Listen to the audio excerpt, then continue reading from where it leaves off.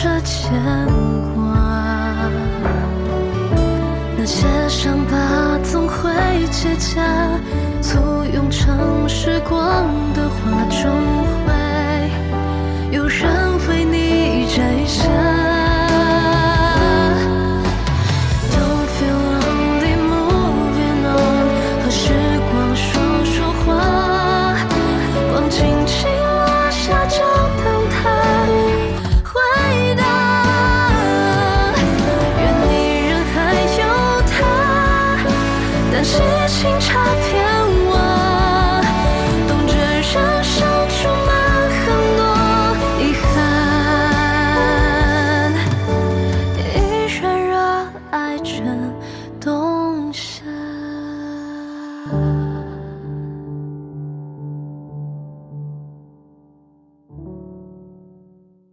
但是比起酣畅淋漓的人生，我更想要的是平平淡淡的长久生活。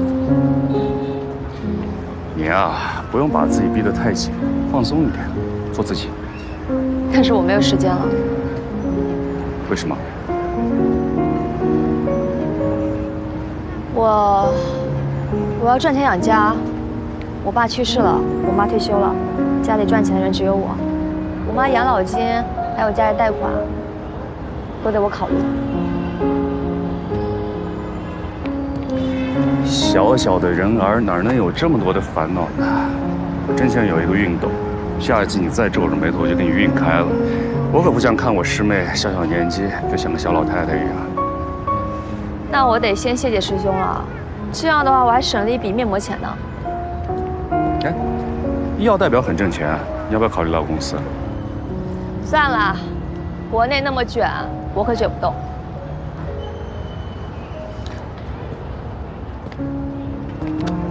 你要记得，师兄一直在你背后，永远是你最坚强的后盾。谢谢师兄。你啊，一直都有你自己的节拍，就像刚才演奏一样。我也只能是尽量的跟上你的节奏点。师兄，保持好自己的节拍，千万不要因为我改变了。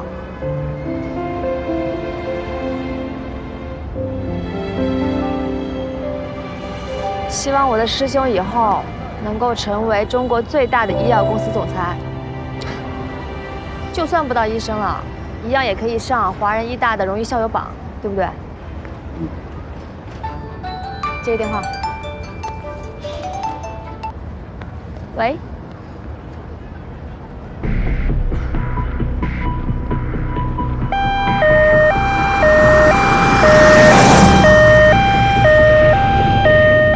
妈，你先别急，在哪个医院？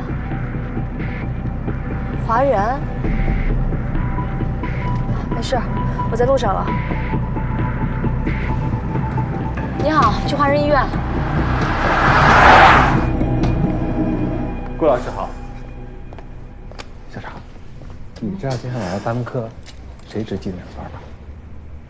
贺绍光教授带着温冉啊！你咋那么兴奋啊？你猜猜的，谁来了？别卖关子，你快点说。当年举报贺老师和温冉的那个女学生苏维安呢？真的？哇，真是冤家路窄了。今天晚上这纪念课可热闹了。你说谁？苏维安？啊，今天他家亲戚来咱们急诊科了，是贺老师和温冉是吧？不对，键反射也不会这样抗进。现在应该先做鉴别诊断，排除更严重的疾病。患者家属说了，平时也会有这个状态，可以自行缓解呀。这肯定就是舞蹈症的症状波动啊。这很有可能是新发疾病症状。你欺负谁不懂医学呢？你懂是吧？你是医生，我是医生啊。你刚学了几天皮毛啊，就来卖弄啊？维安，你的心情我们特别能理解，但你毕竟不是医生，要相信医生的判断。医生都说了没什么大事儿，哪有人盼着自己的亲人病情严重的呀？我不过是学了几天皮毛，那我也知道现在应该做鉴别诊断。你开了几眼就让患者回家观察，有你这么做医生的吗？以你这样不负责任的态度，我很难相信你的一的一说。我要见今天的3线。你见3线？你是谁呀？你说见就见呀！再说你少拿3线压我。贺晓光，今天我姑姑要是有任何事，我一定会告你，告到你再也当不了医生。我治不了别人，还治不了你了。喂，要不我们就先听医生的，观察一下。不然这样，我先打个电话，你别急啊。妈，姑姑现在情况很危急。这个小姑娘，哎，你们干嘛？我请求救援。你们干嘛呢？先生，你不要拦着。干嘛？怎么了？别动手，别动手。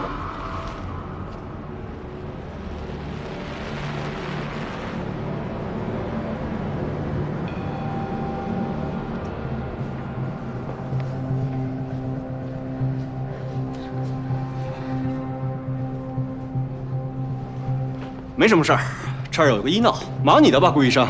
我这值班，我来负责啊。贺医生，我是问你患者怎么了？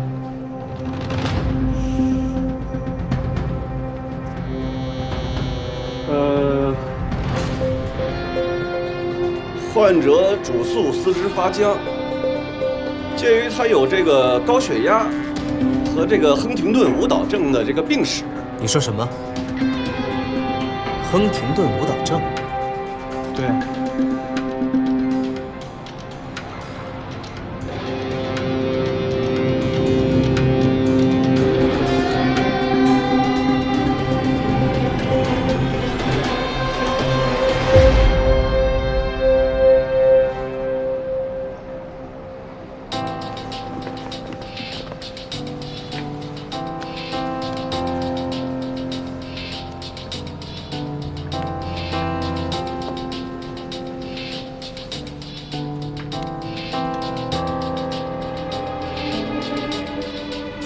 患者巴氏症阳性，立刻给患者安排头部 CT。快！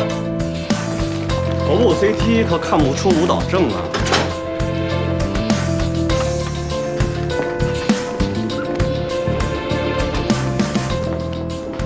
但 CT 可以看出脑出血。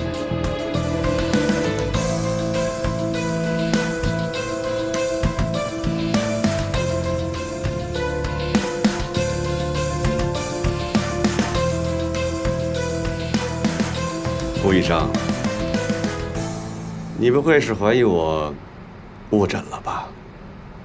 患者神情语厉，面部对称，四肢肌力无明显异常，就算是巴氏症阳性，但是亨廷顿舞蹈症本身也可能出现病理性阳性啊，这就是典型的舞蹈症的症状波动嘛，还浪费什么时间呀？反而这些患者家属刁蛮无理，在那儿闹事儿。如果你这个头部 CT 出来没有问题，那他们是不是还得告我们过度医疗？贺医生，亨廷顿舞蹈症的体征具体都有哪些？舞蹈动作不是顾医生啊，亨廷顿舞蹈症是个罕见病，我们平时这样的病人是见得少之又少。再说我的主攻方向也不是这样，你现在当众问我这个细节问题，你这不是强人所难吗？贺医生，你连亨廷顿舞蹈症的具体体征都说不清楚，你怎么能断定患者出现的僵硬状态就是亨廷顿舞蹈症造成的？这个时候难道不应该先排除更严重的病症吗？患者出现这种状态多久了？3个多小时了。患者之前出现这种情况，一般多久自行缓解？大概半个小时之内。对。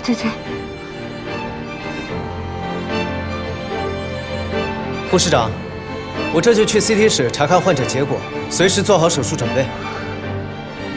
要手术了，小心，裴医生。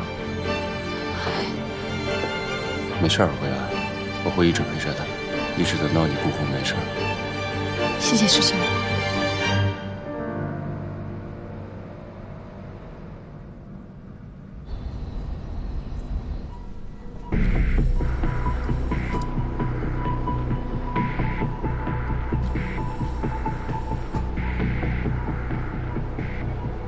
动脉瘤浆。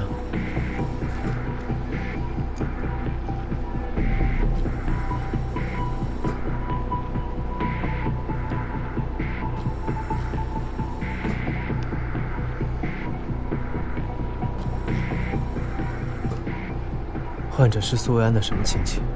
听维安妈妈说是姑姑。亲姑姑吗？应该是。怎么了？没什么。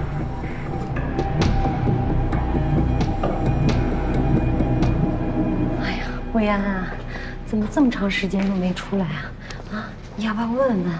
妈，顾云真是省外最好的医生，相信他，放心吧。来了。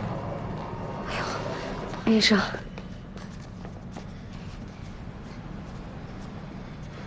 手术很成功，但是现在还不能判定这次出血究竟给患者造成了多大的损害。术后，患者有可能会完全恢复，但也有可能会造成部分功能的损害，还需要住院进行进一步的观察。那他什么时候能醒过来啊？这个不好说，得看患者自身的情况。我们会先将患者送往 ICU， 等病情稳定之后，再转入普通病房。这次出血是什么原因引起的？患者血管动脉瘤破裂。动脉瘤。不过你们放心，术中我们已经对责任动脉瘤进行了加病，目前患者没有生命危险。但是我姑姑参加药物试验之前做过 MRA 的，当时血管一切正常，怎么会动脉瘤呢？对呀。什么药物试验 ？HDQ39，一种专门治疗亨廷顿舞蹈症的特效药。是我们杰辉和上河医院温宇良教授团队合作的研究项目。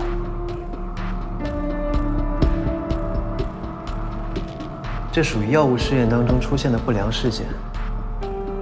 我会和温教授进行沟通，并和他商议患者之后的用药。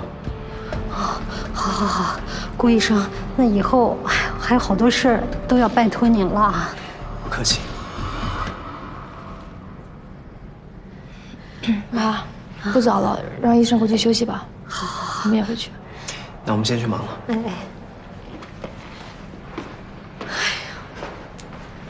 阿姨，维安，我司机在楼下，送你们回去吧。不用了，你们打车就好。是啊，小杜，我们都不好意思再麻烦你了。你看，都陪我们等了这么久了。这么晚打车，路途又远，我也不放心。咱们别客气了吧？再客气下去，天都要亮了。行，那就谢谢了啊。走吧。走吧。那谢谢师兄了。走。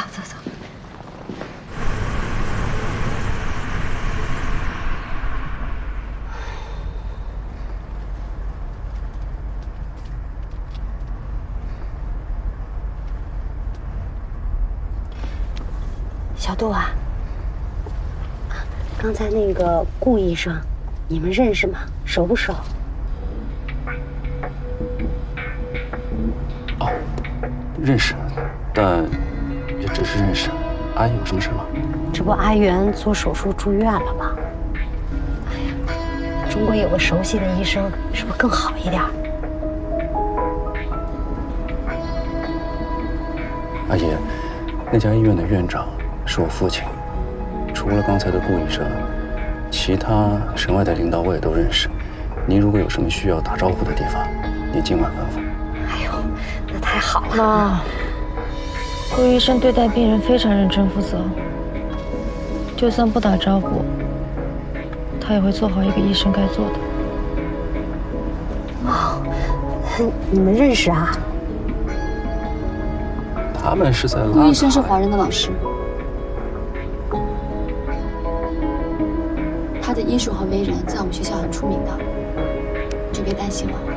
好，那就好。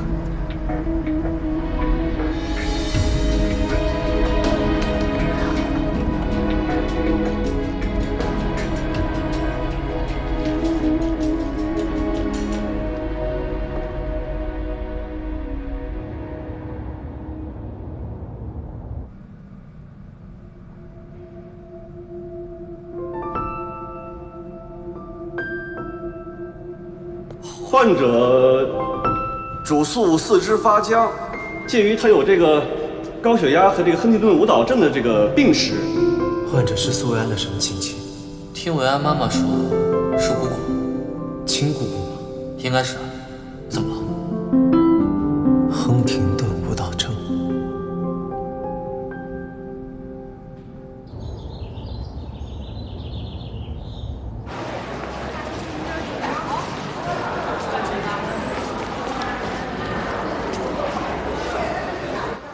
顾医生早。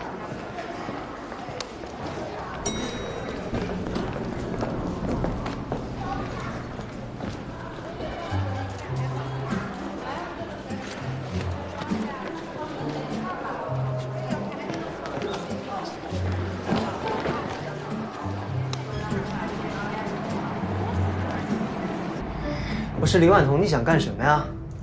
你说我想干嘛？据说送男人领带就能套牢男人的心，这个品牌适合卓尔不群的你。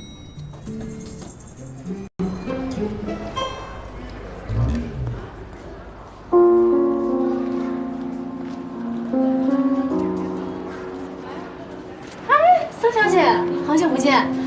我给顾医生选一条领带，好看吗？好看。哦，你要进来吗？不用了。哎，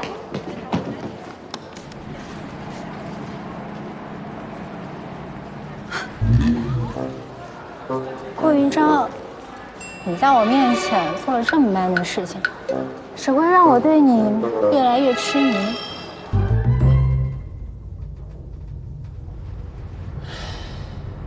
我跟李婉彤不是你想的那样。你不用跟我解释的，我不在意。你骗人！你现在为什么不敢看我的眼睛？苏维安，你知不知道，你的眼神，还有你的表情，会出卖你。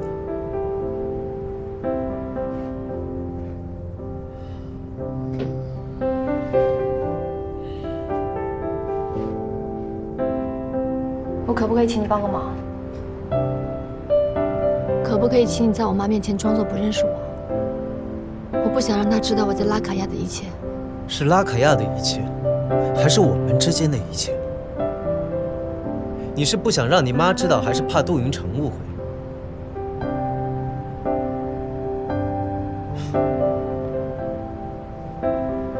怕他们知道你替我挨过一棍，怕他们知道我们一起看过《暗夜彩虹》，还是怕他们知道我们一起看过《星星》？我们在拉卡亚一起经历过的事情这么多，你最担心他们知道哪件事情？都不想。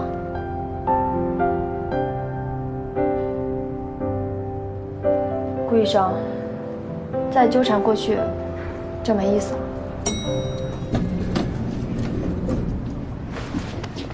干什么呢？这里是医院。幸好是医院，如果不是医院，你是不是又要跑了？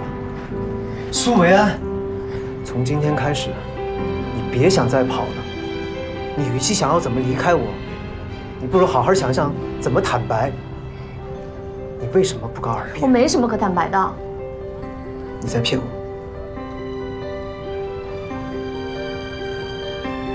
就是为了杜云城，不行吗？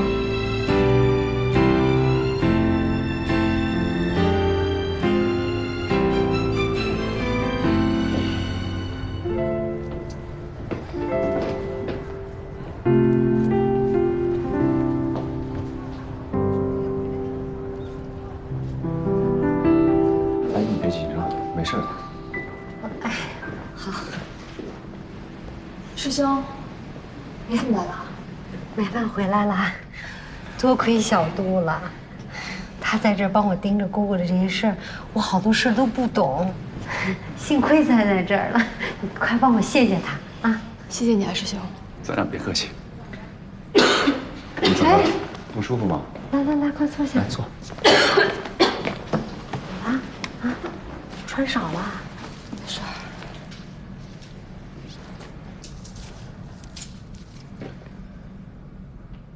还记得啊？你这随时都装着糖啊！维安低血糖，认识他之后，我就习惯性在身上带一块大白兔。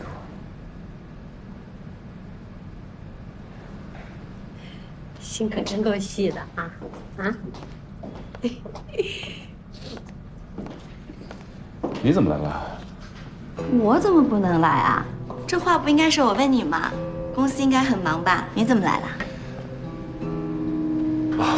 苏媛女士是 SGQ39的食药对象，需要密切关注，有问题吗？没问题呀，你能来医院，顺便还能看我，我开心还来不及呢。阿姨啊，你好，昨天太匆忙了，都没来得及跟你好好打招呼。先前是我经验不足，不知道贺医生的诊断有错误，没想到情况这么严重，实在是抱歉。啊，这是我大学同学温冉。哦，是阿姨，我是维安大学最好的朋友，现在也是影城的女朋友。哦，你们是好朋友啊！哎呀，你可真漂亮啊，气质还这么好哈！谢谢阿姨。你好，你好。维安，你之前说你远房亲戚确诊了亨廷顿舞蹈症，没想到原来是你亲姑姑呀！这可不是什么远房亲戚了，这是近亲。我记得舞蹈症是家族显性遗传，概率50%呢。维安，你是不是？当然不是了。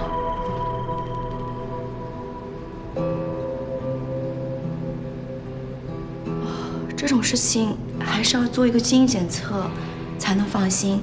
你做过了吗，维安？做过了，我是阴性的，没有致病基因。你在哪里做的啊？现在外面很多机构都是骗钱的，要不你把报告给我，我帮你看一下。不用了，谢谢你的好意。你是在我们华人医院做的吗？现在都有电子档案，我可以帮你翻出来看一看。不用。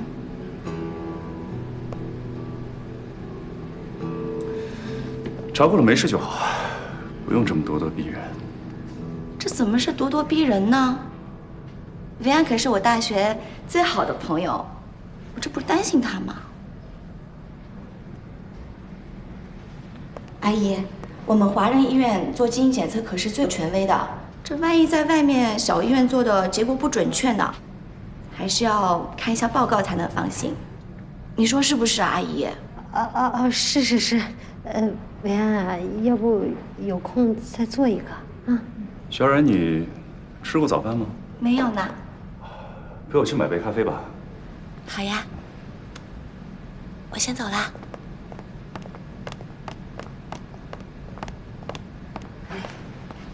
你这个师兄的女朋友都跟你说过了，不要乱点鸳鸯谱。她还跟你是好朋友呢，啊，这也太天真了吧！哎呀，被那个医术不精的贺医生随随便便就带到沟里去了。你才是真天真。嗯。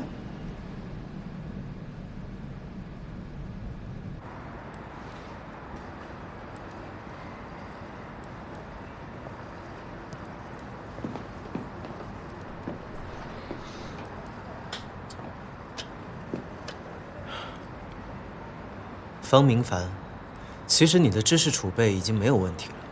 看这么多视频，不动手等于白搭。哎呀，小老板，磨刀不误砍柴工嘛。我都给江江说了，答应他了。我去找李医生做心理辅导。这个月之内，走出心理阴影。1个月？嗯，这算是立下军令状了。说1个月就1个月。你相信我吧，小老板。行，再相信你一次。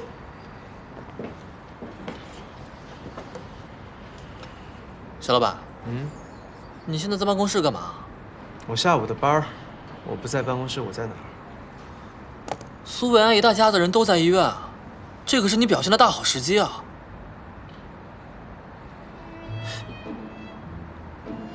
唉。我听说这2天，结辉的某个人天天往这跑，一大早就屁颠的跑过去。小老板，这你可落后了。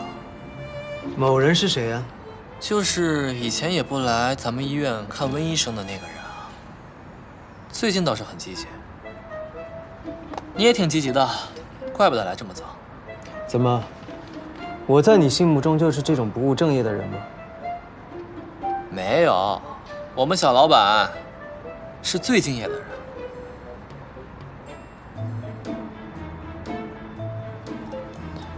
我就不信你真的坐得住。5、4、3、2。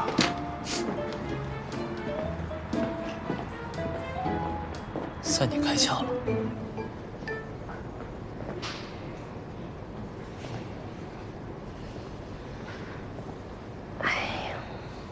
那回去休息一会儿吧。那阿珍晚上有什么事儿呢？我在呢，我守着姑姑。行，那我回去收拾收拾她住院的东西啊。小苏，那谢谢你了。客气了，阿姨。注意安全啊。好，我先走了啊。喂，医院附近有一家5星级酒店，和我们公司签了合作协议，要不我让林柱安排你去那儿入住吧。不用了，你就在这待着，万一有什么事儿呢？这儿能有什么事儿啊？我让林柱来，有什么事儿通知你，离得也近。我有间公寓，离医院很近。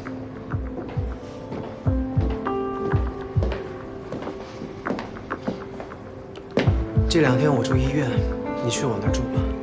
不用，我在这儿休息就好。在这儿休息？走廊吗？那怎么行呢？医院有明文规定，走廊不能睡人。你睡在这儿，不仅自己休息不好，还会影响其他的患者和家属。还是住酒店吧，晚上能舒服一点。我家小区安静，没有那些乱七八糟的人，有孩子住更安全一些。真的不用了，让我安静一会儿吧。这样吧，维安，我值班的时候，你可以去2线休息室住，我睡办公室。那边有淋浴，有床位，早上你还可以用我的卡打早餐，这样照顾姑姑也会更方便一些。维安，你要是把自己的身体累垮了，谁来照顾你妈妈还有你姑姑？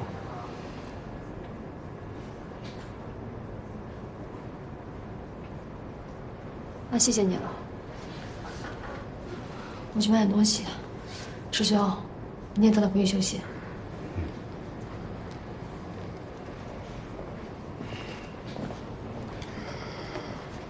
杜总，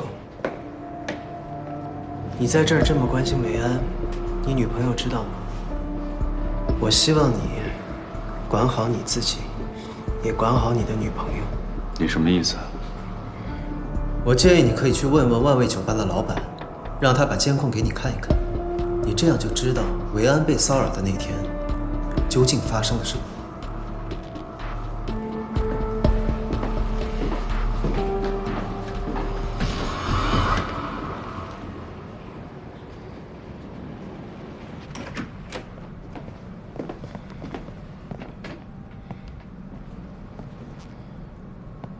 吴医生，在这个2线休息室也能碰见你，真巧啊！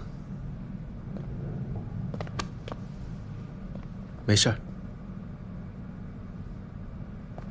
贺医生，26床的患者目前的手术指征明显不适合做微创，为什么不考虑开颅？那是患者家属坚持的。谁是患者的主治医生？贺医生，我想你应该很清楚，究竟是患者听医生的，还是医生听患者的？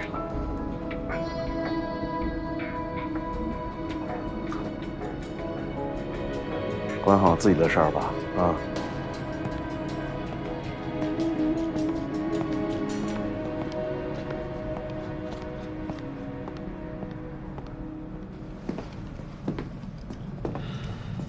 哎，喝口水吧。谢谢啊。不客气。刚才，谢谢你帮我支走何晓光。那你怎么不谢谢我，帮你支走杜云成呢？也谢谢你。医院、公共场所，孤男寡女的不要走得太近，容易被人议论。以后杜云成要是再来纠缠你，你就直接跟他说，不要给自己招惹不必要的麻烦。顾医生说的对。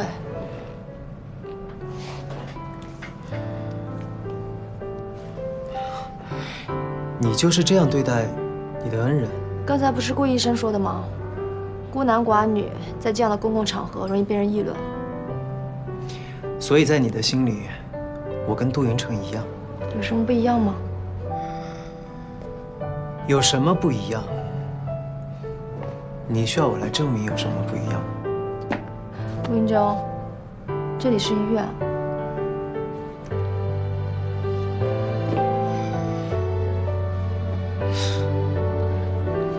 赶紧出去，我还有事情。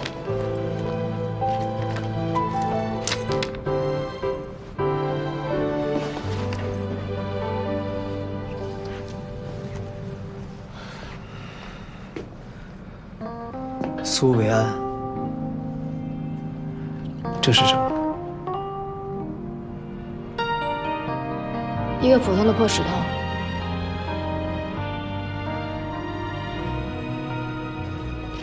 一个普通的破石头，有必要专门镶嵌吗？确实没必要。那你扔了吧。我怎么会舍得扔呢？因为这块石头，我知道你对送你这块石头的人恋恋不舍，念念不忘。你想多了，顾医生，这只不过是拉卡叶的旅游纪念品而已。拉凯亚对你来说是一个很值得被纪念的地方。出去，我要睡觉。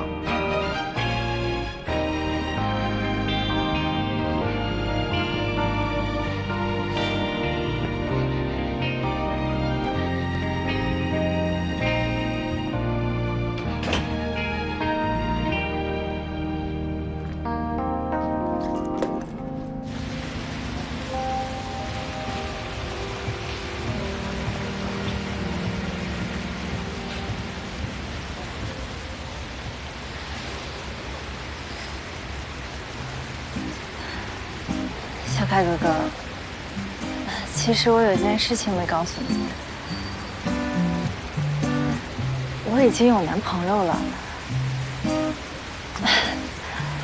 小凯哥哥，其实我已经有男朋友了。我男朋友他是一名救死扶伤的医生，他在我心里工作的样子是闪闪发光的。我就，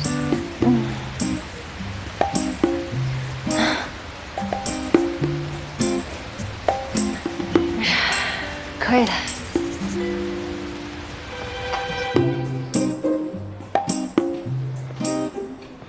小雅，小凯哥哥，我有话要对你说。小雅，对不起。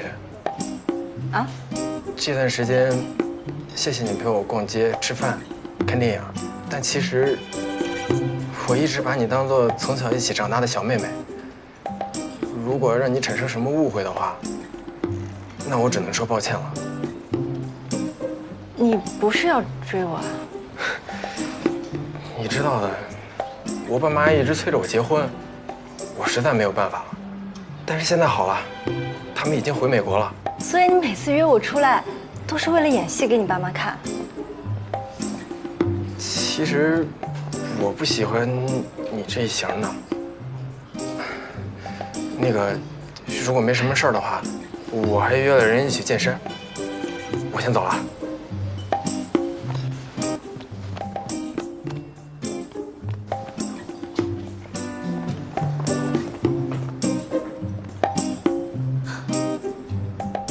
我这是被耍了。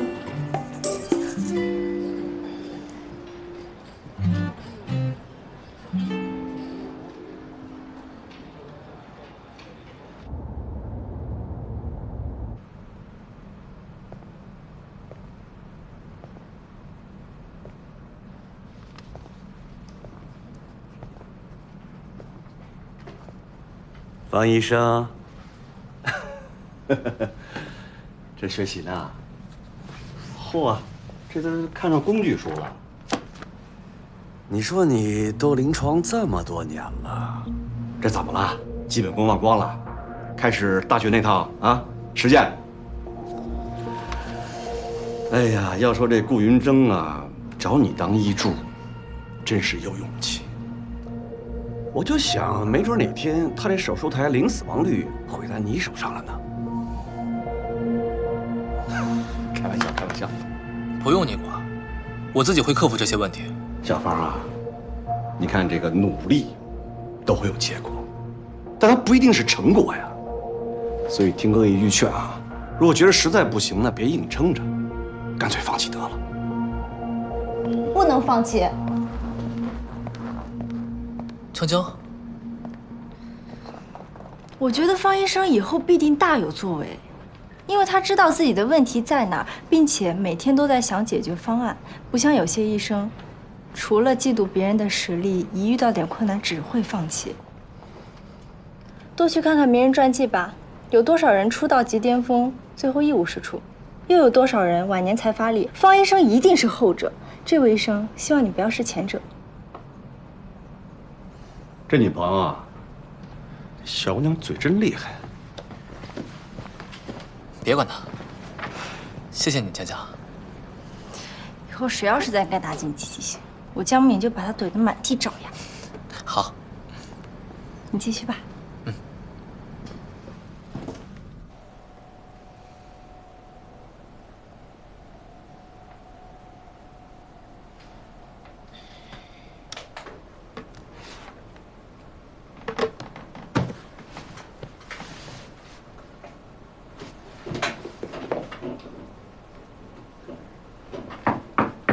请进。你怎么又来了？你说呢？哎，怎么了？里面太闷了，去外面吃。去外面吃？你确定？确定。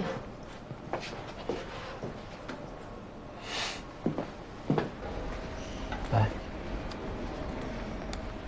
多吃点。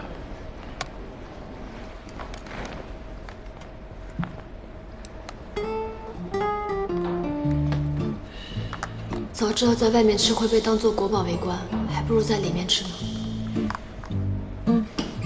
好好吃你的饭，不用管他们。你不理他们，他们自己就散了。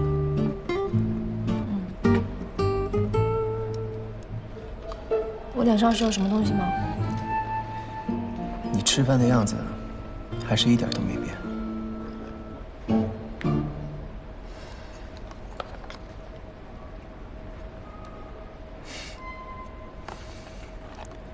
习惯一旦养成了，是很难改变的。即便你再怎么伪装，也是没有用的。怎么吃了饭还被人点评啊？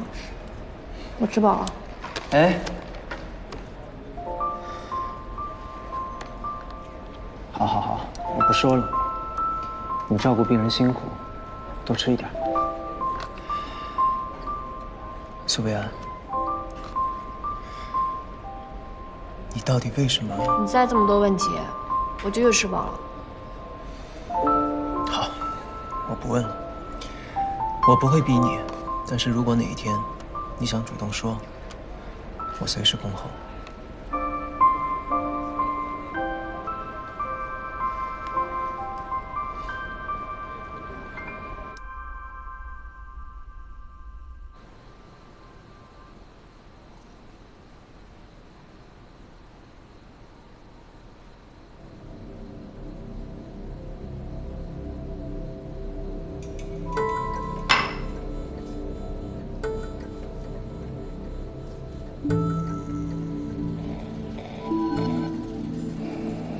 他怎么知道我在哪儿？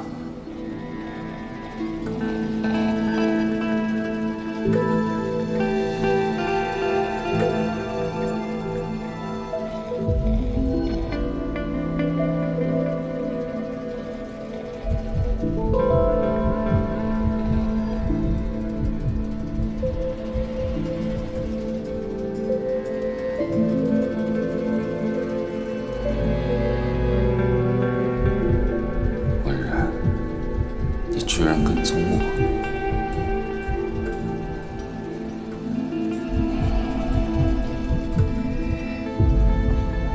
云晨，你难得约我出来，我们俩已经好久没有这么约会过了。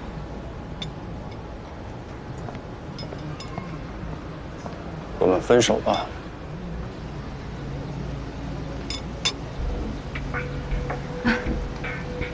云晨，你在开玩笑吧？这么多年以来，我一直在说服我自己，你是我最好的选择。虽然谈不上情投意合，但起码也是开心快乐。但现在我发现，我们不是一个世界的人。我们俩不是有很多共同语言吗？云晨，如果我哪里做的不够好，你跟我说，我都可以改的。从一开始，我们就不合适。对不起。云晨，是因为苏维安，对不对？跟他没有关系。自从我们再见到苏维安开始，你就变了。既然你非要提他，好，那我问，那天晚上在万味酒吧，那个闹事的人为什么会找到他？我怎么知道为什么？你可以不承认，但是酒吧的监控拍的是一清二楚。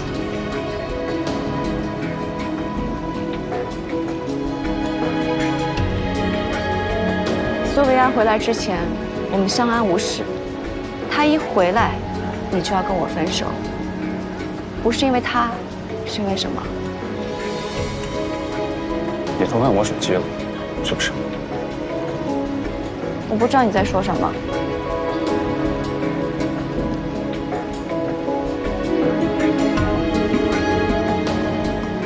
什么时候在我手机里面装了这么一个东西啊？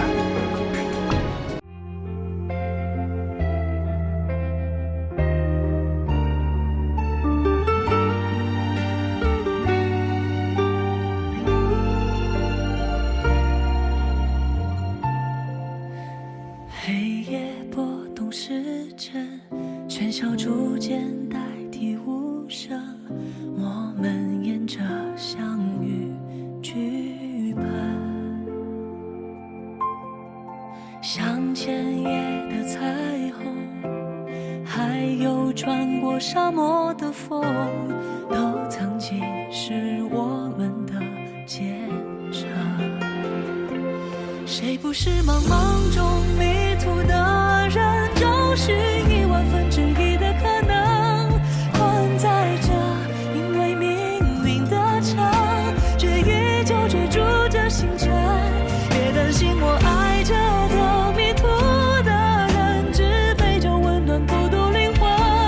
让我拥抱你的裂痕，你如星灿烂，闪烁在落寞时分。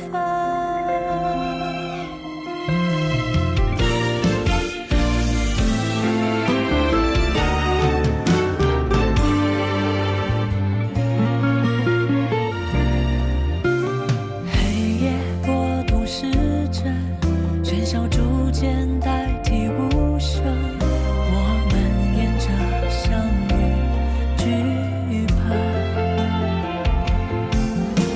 像前夜的彩虹，还有穿过沙漠